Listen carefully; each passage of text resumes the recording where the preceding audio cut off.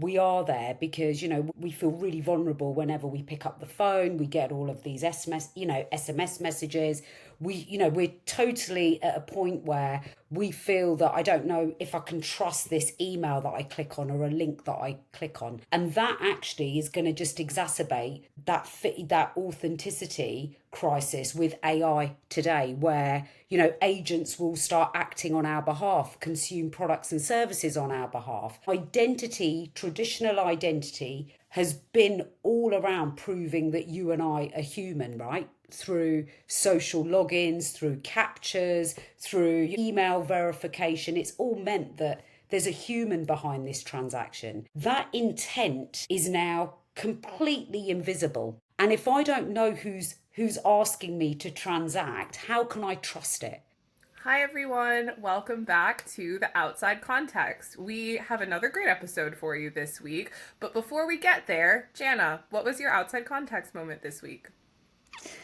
Well, my outside context moment is actually inspired by Elisa's in-laws' house. And it's about building things to last as a general theme. So my son and I went up to Cheshire to visit Elise and her husband Alex, and we stayed in Alex's parents' amazing 400-year-old vicarage house. Obviously, the inside has been extensively changed, but the outside remains substantively the same. And coming back to London on the train afterwards, looking out the windows, looking at all the new buildings going up, both commercial buildings and new builds, it made me think about building things to last and how we don't really do that anymore, and how it might be impacting the way we think about the long term, really. So, for example, Notre Dame Cathedral in Paris took 182 years to build. So the people who started building it knew that within their lifetime they would not see it completed, nor would it be completed within their children's or potentially even their children's children's lifetimes. Well, definitely not, actually, given that people had considerably shorter lifespans in those days. But someone had the vision to begin the process, and each consecutive generation, because in stonemason jobs at the time, quite often they were passed on from parent to child. Each consecutive generation had the emotional tie, but also the vision of what they were building in the future to continue, executing that vision. And I contrast that with the way we think about building now. So, fun facts about new builds. First of all, your average new build apartment or house is only designed to last, in theory, 60 years, because the shortest span that a bank will give a mortgage is on a house with a life expectancy of 60 years. So, in reality, I mean, as we know, quite a few new builds start falling apart in considerably shorter time spans. Things are reaching their end of life within their first decade. And the mortgages on the new builds, however, or sorry, not the mortgages, the leases on the new builds are for 125 years. So the very fact that we're creating a legal construct of ownership of something that will not actually be standing in that time is quite ridiculous itself. Commercial buildings, super interesting as well. So most commercial buildings are built on the site of other commercial buildings that have been torn down themselves, with life expectancies of 30 to 40 years at most. And the new ones going up can have a life expectancy of probably about 25 to 30 years before they're deemed redundant. Now, some might say, but every time we build a new building, we're doing it with new materials, it's more energy efficient, etc. But the thing is, if we're tearing down buildings and we're using more materials every time, that's not really that sustainable, I don't think. But anyway, wrapping this up, the way we think about building things also must have some impact on our ability to think about the long term. And we know that people's thinking has become more short-termist. It's been more tied to news cycles, election cycles, etc. And that's brought our ability to think strategically and think about the long term and what we want to achieve in the long term from, spanning hundreds of years down to, barely being able to make it through the next news cycle, let alone election cycle. And I think that's really important for the future of humanity, our ability to think longer term about what our future might look like, what the risks might involve, and how we begin adapting to those. Which takes us back to science fiction and the inspirations for this podcast, because sci-fi is a way for us to consider the long term and to explore what that future might look like. I love that for many, many reasons. Obviously, I also kind of love old things. I love old houses. I love the preservation of history. But you do, I think, make a really important point again about how it's shaping our thought process and things that are built to last. And actually, what this made me think of is that so often when people ask me, like, why I really enjoy policy and regulation, is because to me, that is how we set up the foundations for how various constructs will be built to last in the future. So, thinking about how we regulate this new technology, that's laying the foundation for kind of a technology scaling that hopefully will be built to last and will be future proof, but will still protect people. But to exactly your point, I think a lot of people get kind of bored with the policy and legislative process because, to be honest, a lot of times it does take time from like a policy's inception all the way through to its implementation, all the way through to then actually seeing the protections and the benefits in place of that policy takes years. I mean, MiFID II, for example. But I think that doesn't make it any less important. And I guess your concept of things that are built to last, it should apply to houses and physical things, but also to kind of legal and legislative constructs as well. Shall we proceed on to our episode on digital identity? Pause. I didn't do my outside context moment. You didn't Oh, ask wow. me. It's okay. We can cut out after that pause. Cut all this. Okay, there was a long pause there. I just wasn't sure what There was happened. a pause, and I was waiting for you to be like, To "What's your respond. outside context moment?" Oh, right. Okay. I was wondering because it was like that was very different from what I'd expected. Yeah, because Okay, you didn't okay, ask me. I was just okay. Well, it's commenting on because we had yours. this long pause, so let's pause again Okay, so that pause. Jen can cut it. Okay.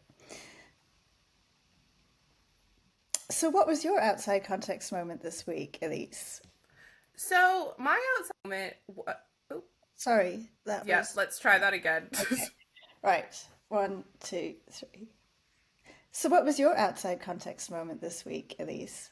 So, my outside context moment is also kind of tied to being out in the countryside, which is that being here, I've obviously been taking a lot of walks lately. I've really been enjoying like waking up in the morning and taking my dog for a long walk. No headphones, no phone, not checking my emails.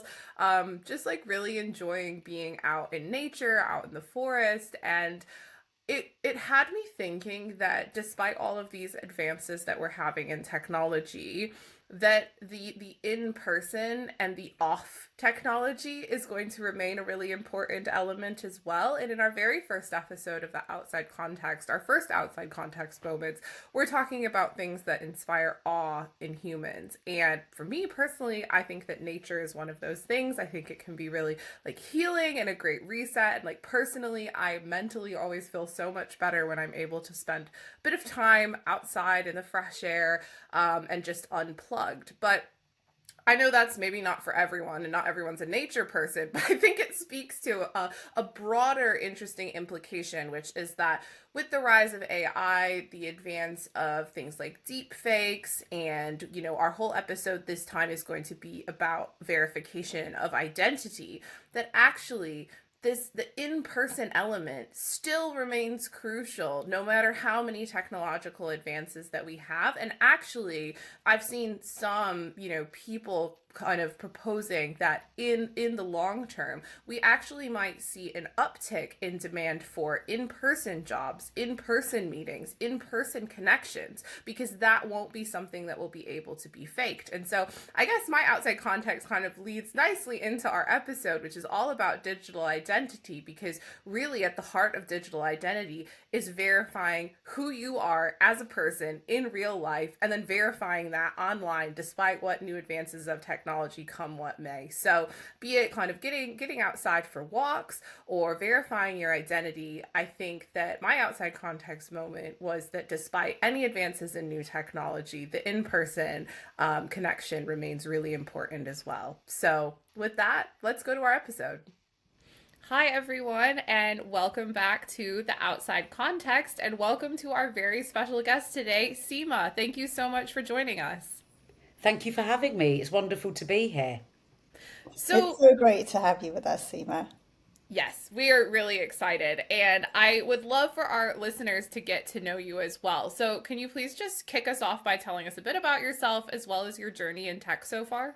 Of course. Look, thank you again for having me.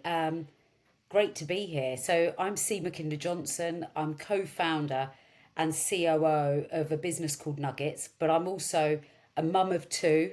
I've got a son that's 16 and a daughter who's 13, and I've got a 50 kg huge German Shepherd and a husband. I know he's adorable. He's adorable. He's like a king. The I German love Shepherd that. or the husband? Well, okay, let me talk about the German Shepherd first. But no, Alistair's not a king. Yeah, he's not royalty.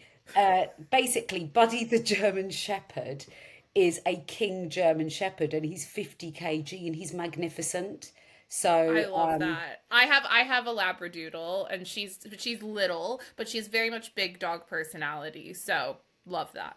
I I'm, love I'm that. not a dog person, Oh, sorry. well, how can you not be a dog person? See, Seema, that's Seema, the your red tech flag. journey. Let's go back to your tech Okay, yeah, journey. sorry, the tech journey. So yeah, that's a bit about me as a human. And then in the rest of my time, um, I essentially run a business called Nuggets, and it's a decentralized identity payment platform.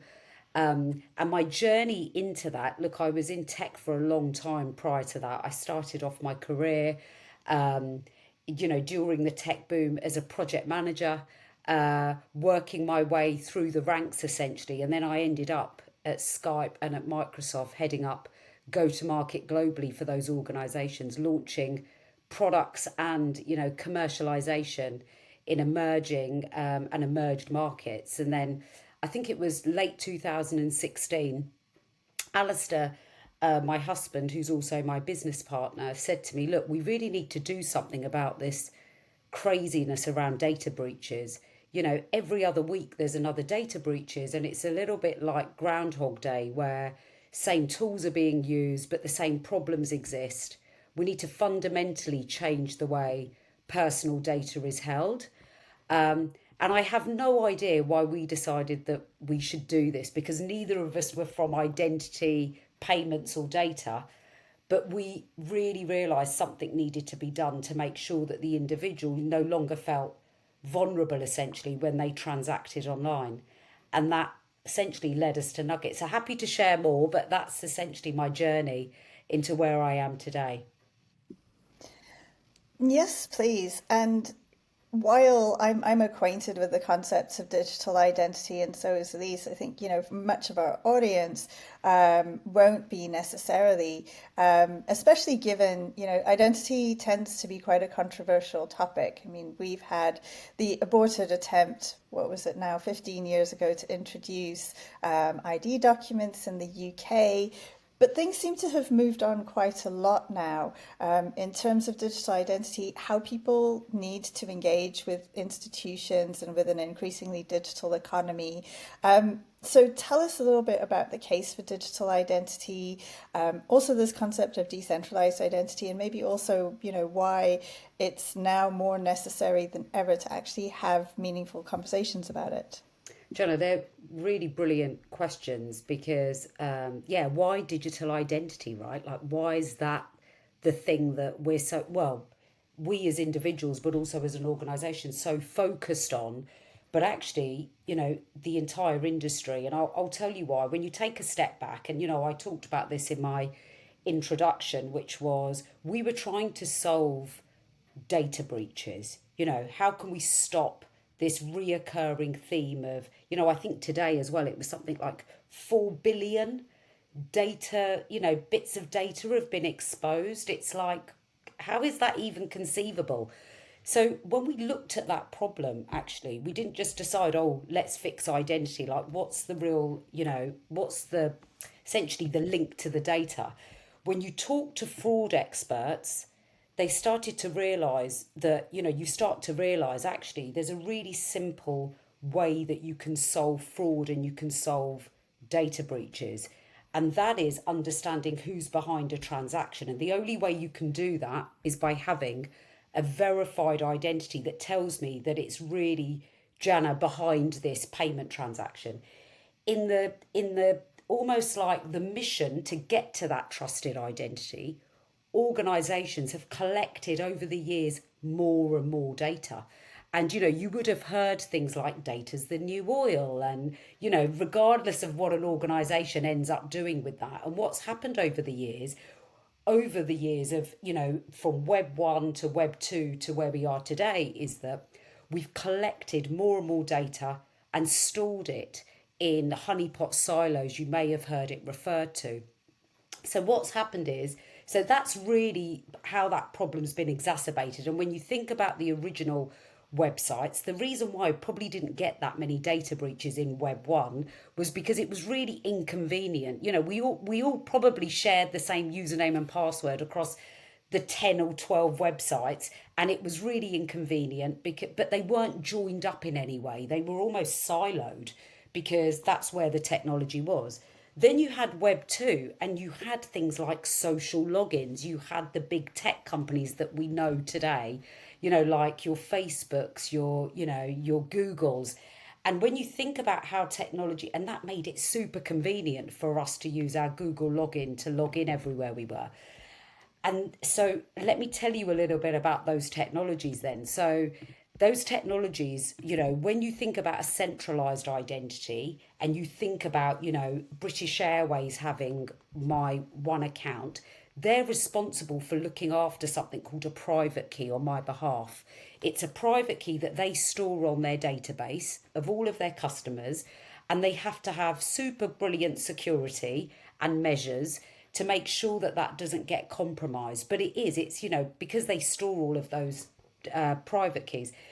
And then you've got something called a federated identity, which is what you have with a Google or with a Facebook, where they look after all of the private keys on behalf of their users. And so they're responsible for those things, but it's still really convenient because, you can do forgot password. I'm always going to get back into my account. But that also means when they get compromised or their partner get compromised, my data gets compromised. And that's why you see these bonkers numbers. It's never like 10 people got compromised. It's like hundreds of millions of financial records and, got compromised.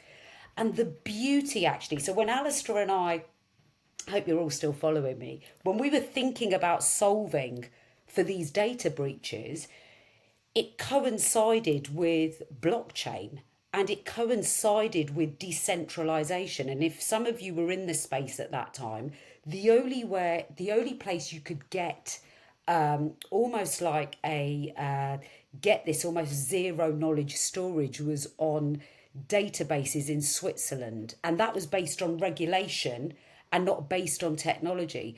And it was this moment of, Alistair read this Princeton paper, they were talking about blockchain, it was talking about Ethereum becoming Turing complete, which meant that you could now put a code base on this phenomenal idea of a technology. And we thought, oh my God, this has come at the right time for us. Obviously, we didn't realise it was as nascent as it was, but let's just put that to one side.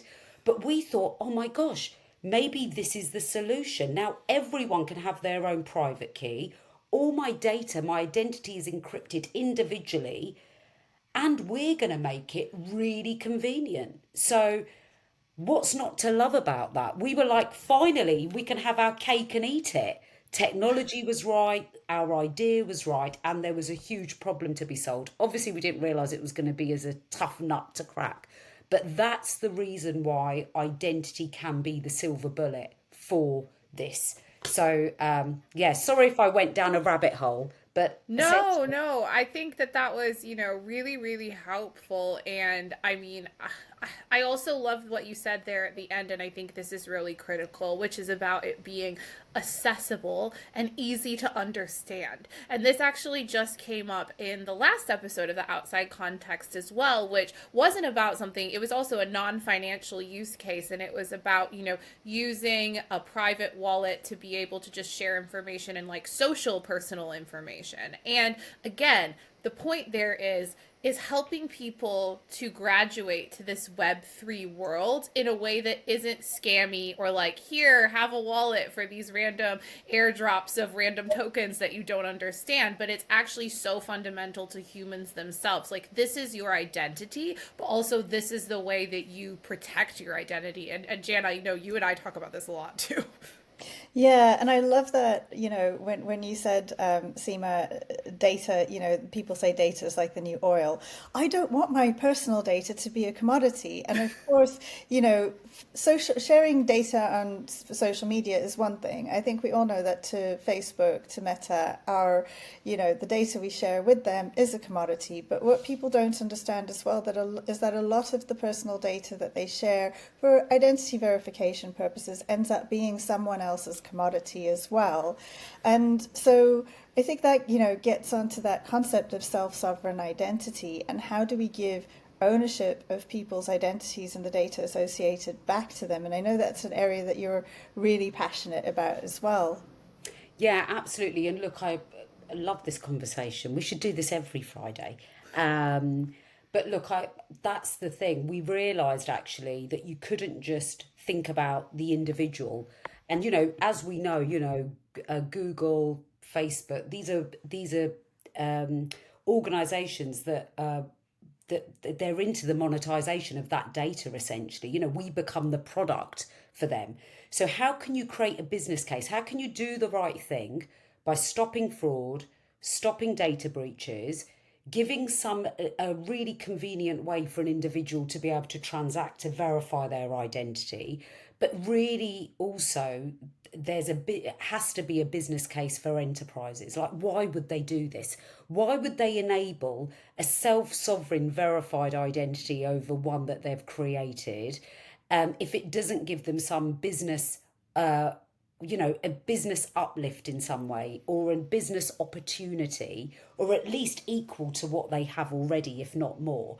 And actually, I think that's one of the things that's really happening right now. There's been it's a phenomenal time. Lots of us in the identity space have wanted to solve for this ownership and control of data, but we've been talking about the wrong story to the wrong organizations and the wrong individuals. Because if you say to someone across the street right now, I'm going to give you a self-sovereign identity, they'll just look at us blankly and go, excuse me, I just want to be able to log in frictionlessly into and not have to worry about any of these things. We've all got so many other things going on. I just want to be able to log in, and I want to be able to authenticate myself, and I want to know that the call I'm picking up isn't going to scam me, or that payment transaction that I'm going to make is going to get to the right person. And so that's the things that are in our daily reality versus a self-sovereign identity. So one of the pieces of the work that we've been doing is, how can we reposition this technology and make it something that enterprises will give to their end users. And so So, gone. yeah, that was the question that I was going to ask, Yeah. because I think for me as an individual, and I think we'll definitely get there, but I think that, as you say, the case can be definitely made. As Jana said, we don't want our data to become a commodity. When you start explaining that to people, you say you can have faster logins, but also it can be more trusted and your data won't be leaked. That makes sense. But I'm really interested in, yeah, like, what is the business case? Because Of course. as you say, like, they have all of this data. So how do we get business businesses and big techs to shift their framing around digital identity and make it so that they actually see the value in it? I would love to know the answer to that question. Exactly. And that's what essentially we have to do, because we at Nuggets are a B2B to C business. So I don't sell to the person on the street. I have to sell to the organization that provide them with products and services that they consume on a daily basis that have a real meaningful value in their everyday lives. And the business case to organizations today is, currently, to Jana's point, they're already doing identity verification. But at the moment, what they're doing is they pay significant amounts of money. Your audience may have heard of products like KYC, KYB, which is Know Your Customer, Know Your Business. These are one-time identity verification, almost like point solutions. And then what happens with that data is you use it once and then they tie it to a username and password. The Nuggets product and reusable identity means that you do it once and use many, and it's cryptographically proved. So they can, for the business case to organizations is, can save you 30% on your yearly onboarding costs. Some organizations are spending tens of millions on compliance costs using reusable identity that is underneath a self-sovereign identity, saves them significant money on onboarding and actually has huge amounts of operational efficiency for them, because doing a fraud investigation or investigation is really costly and it involves people, highly skilled risk officers, compliance officers. Imagine now where only a trusted identity can essentially authenticate a particular transaction. Also has a massive impact to fraud and something else in the payments world called false positives. False positive actually is a really big issue for payment organizations and e-commerce platforms, where they don't quite know it's Jana behind that payment transaction. So they basically decline it and then you have to use another payment card, for example, or the payment just doesn't go through. That happens to up to 30% of payment transactions. So with products like Nuggets, when you know it's Jana behind the transaction, you can let more transactions in. So there's huge amount of business value for them to enable these technologies. So it has to happen on a bottom line perspective, as opposed to, oh, we're giving back control for the end user. Does that make sense? Yeah, that is so interesting. And actually, like two things came up for me there. One is this has already come up sometimes for me, at least in the KYB sense, and it's a lot of discussions that I've had with firms with in terms of the legal entity identifier, or the LEI, and how a lot of firms want to use that more widely and have it be something that is approved by regulators, and again really demonstrates the need for legal and legislative approval of more consistent digital ID applications. So that totally makes sense, and the cost savings, you're right, it's already there, and I think there's been some really great pieces of research about it that we can try to link in the show notes. But then the other one, on more of a personal note, is I literally had this happen to me today, the point that you were making about false positives. So I was trying to make a payment for my kitchen renovation, which bless anyone who's had to do that before, because it is very long and stressful I thought you process. were going to say, Elise, bless everyone who's had to listen to your tales of kitchen Yeah, renovation. but also thank you to all my friends who have been listening to all my tales very patiently. But now the listeners get to hear too. So, kitchen renovation, tried to make a payment today, and it was blocked for, no reason whatsoever. I've obviously made payments to the same kitchen builders before at various points in this process. And then what had to happen was I got a text from my bank. I then had to call my bank. The bank is obviously having to employ people to take these calls who call and say, actually, it's not fraud. But you're right. If they hadn't been able to sort it out, I would have been like, well, I'll just use my other card to make the payment. So, yeah, very practical. And I could completely see why this is necessary. Yeah, and look, I think that's the thing. It's come to a tipping point where the inconvenience is so big now to the end user and the businesses and the bank, right? So they have to have staff. We've probably all very recently tried to do an online banking payment directly from our app. We've already got a PAYE set up in there. And now we're being asked lots of questions. Someone giving you a script to talk to me. Will you send an invoice? for this to be done? Do you know you're sending it to the right person? And this is actually beautifully takes me on to the reason why we're going to have to get this sorted is through standards, through frameworks, because the same way I work with let's say with HSBC, I want the same framework to be in place for when I work with Barclays or another bank, for example. There needs to be interoperability between these standards so we don't annoy our end users to the point of distraction, like to the point of like, actually, I'm just not even going to do it via this product now. So you are right. There needs to be almost like this standards approach. So in business identity, but also individual identity as well, that can be adopted widely. But I do think the inconvenience on the end users have got so great now that business banks are almost exposing their internal risk, teams to us as individuals. It's just no longer slick, and it needs to be. So yeah, let's hope this is the tipping point. I think that's so interesting, that the fact that what needs to change in all this is actually the motivations for the institutions that have to do the onboarding. And that motivation is primarily cost. I mean, I think, I regularly try out new financial services apps and things like that. And for all of them, I have to go through the identity verification process, which is now, for most digital native apps, pretty seamless, photo of passport, photo of face, etc.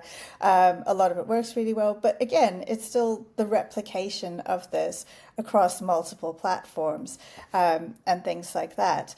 But I wanted to talk to you about as well, your thoughts on how we can make identity verification a more inclusive process. Because in my policy life, one thing I've said quite often when asked about, for example, digital money and financial inclusion, is that technology doesn't enable financial inclusion. It's, the technology exists to make things more inclusive. It's policy that influences that. And one of the biggest blockers to financial inclusion that we have at the moment is the narrow range of identity verification documents that are accepted. And this is a policy decision on the part of many governments.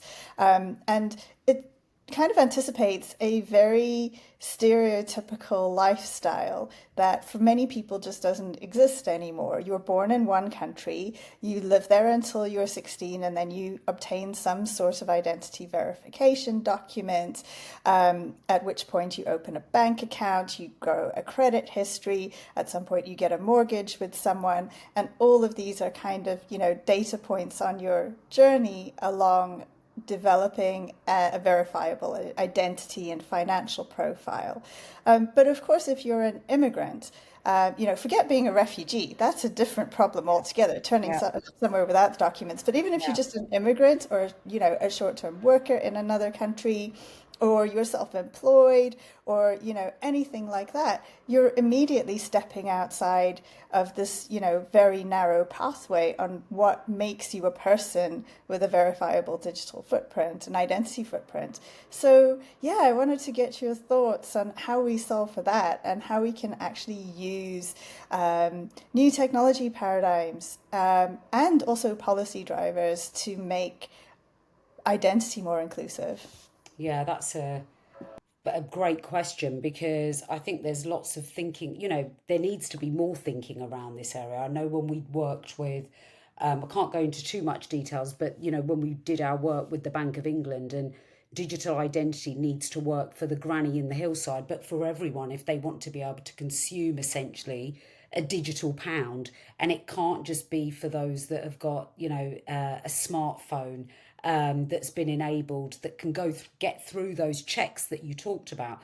And actually, just quickly talking about those checks, it just made me think one thing we didn't talk about there, and I will come to the inclusion piece, is that these KYC products actually are going to be they're no fit for the AI landscape now, because up until today, these KYC products that scanned the digital passport and scanned our faces relied on us being human, and there not being some, avatar that could do a deep fake and I could pretend to be one of you and create a bank account from that. So I actually think, that's going to push the work in inclusion as well, because we've all sat back thinking document scanning and realness checking is the way that we verify that there is a human, a verified human behind this transaction, and we can be sure. With AI coming, and I don't know if inclusion was enough of a business driver, Jana, to have forced that conversation. It's So always the way with these it things. is. Doing That's something for why the right reasons is never the business driver. it's You've got to not never what the business. But I think, issue. yeah, I think AI is forcing that now. And we're already working with customers that are saying we can't rely on document verification and KYC products anymore because we don't know, because there's such brilliant printing now on, things like veteran cards and a fake ID to be able to claim credits in the US. How can we be sure that veteran's card is legitimate now? So I think the AI and the advances in 3D printing, strangely enough, are going to have an impact on there having to be other ways to be able to verify someone. And actually, there's some. So I wanted to make that point. And then the other thing was, as you were talking, I thought we've been asked by a couple of customers actually to look at something that's really great within self-sovereign identity called vouching. So imagine being a social worker and, I'm someone that has fled, I've basically run out of my house without my passport, without my children's passport, and I need to get access to some level of benefits so that I can survive in a shelter, for example. So taking that particular example, these new types of identities now within open standards have this notion of vouching, where an identity can be created for me by someone of trust or a trusted organization. So there's lots going on around this right now, but I don't think there's been these almost like some great things that have happened by, some shelter organizations. There's been one bank in particular that has done almost like a pilot for women that have, come out of their homes. But there hasn't been this business case, I don't believe, that has been enough of a push to be able to, because the technology exists for that to happen. And I could tell you about some phenomenal pilots that have happened in Papua New Guinea, you may have heard of, when someone's got no ID at all, how they go and are able to establish an identity in a centre so that they can start to participate within an economy of some kind. So the technology is definitely there, but there has to be this will from a business perspective to happen, Yeah. almost come together. Sorry if that was a cop out No. answer, but yeah.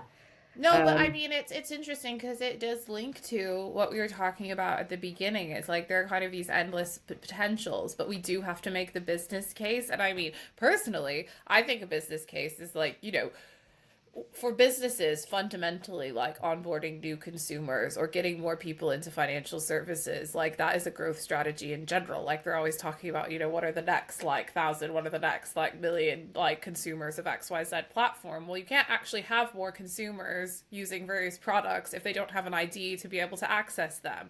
Obviously, there are many more much nicer reasons about like why people need IDs and why it's important for their own inclusion. But if we're thinking about this from like a business perspective, I think the reasons are certainly there. But I had a question for you as well, because as Jana said at the beginning, you were a very, very early thinker and adopter in the digital ID space. It's now becoming much more popular. You're seeing it kind of like all over Twitter, LinkedIn. This is becoming more mainstream in the discussions. And whenever that happens, as we've seen it happen with crypto and AI as well, there are, of course, going to be some negatives as well. So I wanted to ask you, like, what are some red flags that you see sometimes when people are talking about digital identity, common misconceptions, or ways that digital identity is going in a way that you don't necessarily think is the right path, more of a dystopia than a utopia? Yeah, so look, that's another brilliant question. And I think we've come at this from a real privacy first, privacy by design perspective because of where Alistair and I started our Nuggets journey, right? And what the problem that we were trying to solve with our technology. So every decision we make from a product perspective comes back to, will this still be private? Even if I allow for compliance obligations, can we still make Nuggets as private as it can be so that we can stop the data breaches? So that guides, that's almost like our North Star, and that guides every product decision that we make, every go-to-market decision, every partnership decision we make. Obviously, that doesn't exist for incumbents. So I think what happens in the identity space, the technology now exists for you to stop doing. I think it's an Einstein quote, right? And I'm probably going to butcher it, so I'm going to try not to do it. It's like doing the same thing again is almost like insanity. If if doing the same thing again and again and expecting a different result is almost like the definition of insanity. But what you find in identity, unfortunately, is that lots is going on in identity, but it comes back to how we work today. They're not looking, they're taking bits of the new, what can be created from the new technology, like, verifiable credentials or doing this, but they come back to, but I want to see all the data. So I think we really do need almost like a step change in educating policy, educating those that manage our economy, those that are leading these huge technical implementations of things like, new digital pound and all of these brilliant initiatives that are happening that are using almost like new concepts in digital money. And we need to make sure that their thinking around identity has evolved with it. So I think that's one of my biggest fears, is that those that are in identity go back to that other way of thinking, the original way of thinking. And I don't know if I've articulated that right, but that's one of my biggest frustrations sometimes, where they'll take a bit of this and a bit of this and end up in the same place that they are today. So there's actually no point in using the newer technology. I think one of the other things is you are battling against however much identity has evolved, and it is totally changed since even when Nugget started in late 2016. Self-sovereign identity wasn't even coined as a term. W3C, verifiable credentials, did not exist. And so we built our own credential system and then had to rebuild the entire system again so that it worked in an open standards way. So even over that short period, and there's a lot of thinking, that has gone into that, but you're selling to organisations that are still have teams that are essentially want to work in the old way and believe the old way is the best way. So there's work to be done on that side as well, to bring up that education essentially on, how things have evolved. I don't know if that answered the question. Sorry if I just No, waffled on. no, no, it did answer the question. And I think that, there are some really important concepts there. And, again, to provide a practical example, right, which is that the UK is no longer issuing digital biometric residence permits physical digital biometric residence permit cards. So usually if you were going to be an immigrant to the UK, you were going to come here, you would get a BRP card, and it would be plastic, and that could be your ID. Okay, sounds great. The UK is no longer issuing those in favor of instead providing proof of residency status in a digital format.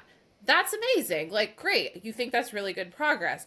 That, however, is not an accepted form of ID. So for most people, that also now means then you don't have that ID, so you have to carry your passport around or other form of ID. And so again, it's getting to that what you were saying, which is, okay, if you only pick and choose and upgrade parts of this system, that doesn't actually get us to full digital identity. It's just sort of piecemeal. Yeah, and that's actually a product strategy that if someone, I'm obsessed with how the customers, our customers and their end customers consume the product and service that we're delivering.